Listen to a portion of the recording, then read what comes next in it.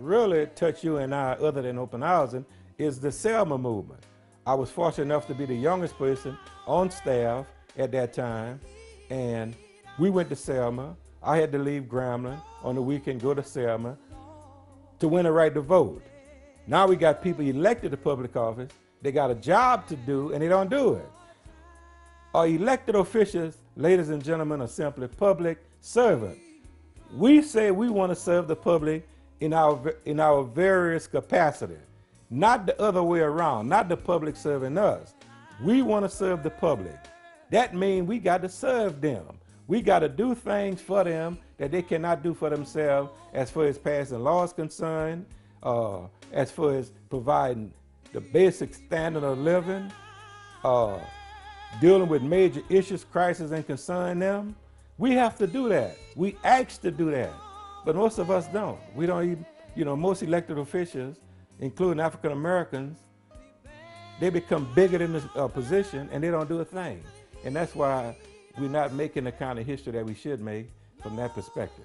Many of young black people here in Charleston, they see you as a leader, as a part of history, being involved with the civil rights movement and so closely related to Dr. King. If you had to leave a message to the young black leaders of tomorrow, what would that message be, coming from a great senator such as yourself? Well, I appreciate that great senator part, but I think that when we talk about leadership, we just simply talking about service to mankind. If you serve the least of these, that's what a true leader is. Not somebody who is appointed by somebody with head bigger than their body, somebody get elected and then they forget about why. A leader is somebody who serves. If you serve the least of these, and so what that means now, those people who strive for leadership and elected position, they got to understand it's all about serving mankind. And you serve mankind, you will become a leader. And you're gonna have a lot of sleepless nights, you're gonna have a lot of burdens, and you're gonna have a major cross to carry. And it's not easy if you're serious about it. But like the stuff you and I do on a daily basis, you don't find that in everyday elected officials. They wouldn't dare do the kind of, get their hands dirty like we do. Every morning we wake up, we go out and solve some problems. That's what elected official job is. And that's why we got to strive for that in everybody. And that's what Dr. King's legacy should be. Rev.Alma Dungee, it's good to be here with you. As you well know, Black History Month is upon us. Knowing that you're a great civil rights leader here in the community of Charleston, people have highly respect for you, Reverend Dungee, and they do have a name for you, our Mother Teresa, here locally. Tell us your feelings on Black History Month as you see it. My feelings on Black History Month is the struggle and achievement that have made through those who give their personal sacrifice for us to have freedom. Being a spiritual leader here in the community, what do you see in the area of race relations as far as our gains? Have we really made progress in the area of race relations? Yes, we have. We have made progress. And we will continue by our people working together. What got you involved in community affairs? You want to give us a little insight on you as a person in the community when you first started? Who got you involved? There's so many people who got me involved in it. They called me and asked me would I be a part of the march. I said yes. Would my husband be a part? He said yes. And that's when they had the jail down on St. Philip and Vanderhorst Street. He was arrested, but I wasn't because I was marching on. There's so many of them were arrested for that movement to make life better for our black people. Do you really feel that there have been some positive gains in the area of race relations? Yes, yes, there have been a whole lot of positive gain in race relation. Yes, they have. Look around and see. You could see it. If you had to leave a message for young black African Americans here for the month of February, what would your message be to them? My message would be to the young black to know that you can. Let nobody tell you you can't make something good out of yourself. You take the T off and say you can, but it's up to you to want it. Because before you were born, there was a purpose for each and every one of our lives, and God have an appointed time for everything. So let the Lord work through you. How many years have you been involved in community affairs here in the city of Charleston? Since 1977.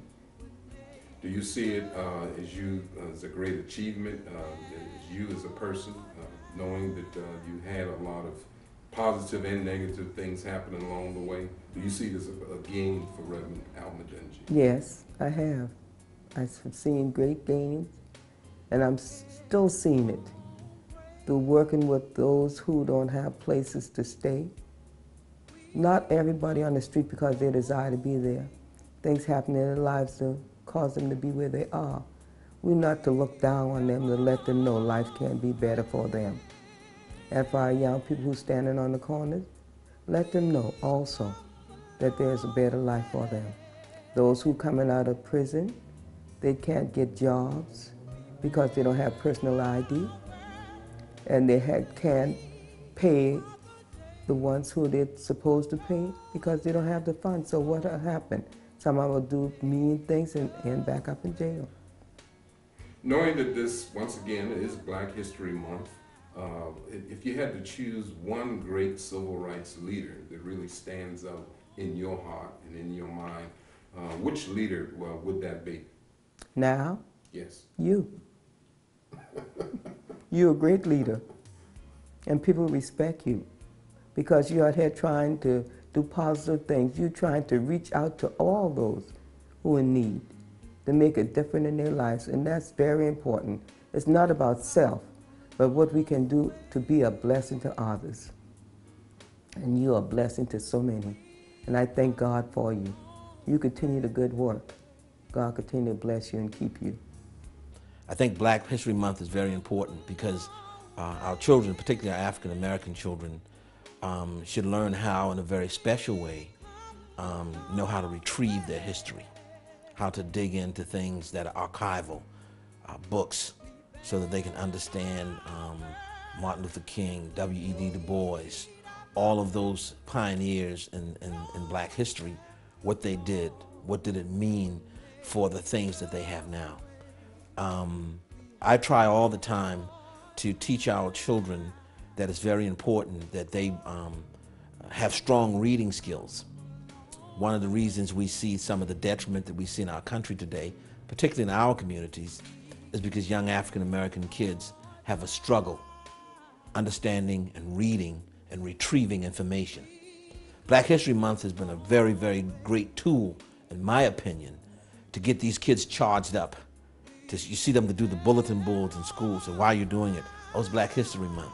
So this is a time of year that I believe that we take the theme of Black History Month and make it a viable tool by which we teach our young people. If we're going to be truly a part of a kingdom of God's people, then all of us have to participate in being leaders, leaving a legacy for the children that's coming behind us, so they can say, you know what, I knew those three Black people right there. I knew Reverend Dungee, I knew Wendell Gilliard, I knew Mr. Gallant, and they did things in the community that made us look at change, but also they did it by example. Senator McKinley, Washington, as you well know, the month of February is now upon us. And as you know, we celebrate this month, the whole year, as Black History Month. Knowing that you're a shaker and a mover in your community, people look up to you politically and socially. You've been a leader in all respect. Give us some thoughts on Black History Month for this year. Well, Black History Month this year is going to be one of those extraordinary months. One, because you got President of the United States who are African American, and a number of things that's taken place in the United States and even our community in the state and et cetera in the last year or so that is going to really impact our involvement in Black History Month in South Carolina. This state is in terrible shape as far as equal education for all of our children. Some of our schools are terrible in many of the areas. We look at some of the poor areas in South Carolina. You got unemployment listed as 12.